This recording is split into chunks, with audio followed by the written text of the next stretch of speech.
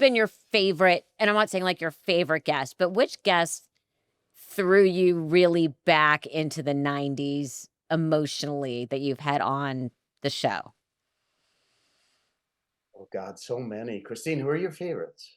I mean, I can't. Well, I joked. We talked about it. We've because we had Ben on twice, but I said, like, honest to God, like there were stories Ben told on the podcast, and I felt like I knew every funny story of his auditions and when he first started out. And he told a story about like auditioning for an Al Pacino movie with Al Pacino and really like tanking it. And I like had never heard that story before. Like that's why these things are so fun. You like somehow go on a tangent and you uncover this gem. But I- one of our early guests, because, and also I was not a big, I was such a like I was a nerd. I really loved musical theater. I really was not into grunge when it was like peaking in the 90s. I really learned a lot about like that kind of music later. I was so nerdy when it came to music. So we've had great, although, we had Adam Duritz on from Counting Crows, who was like, It's amazing.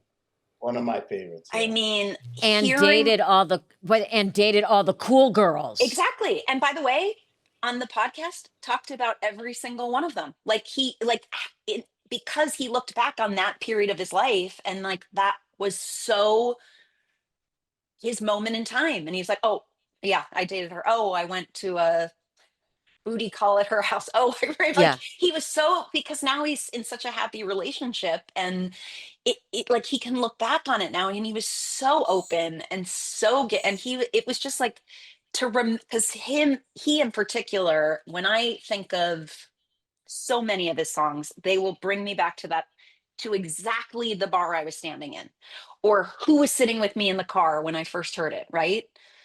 Totally.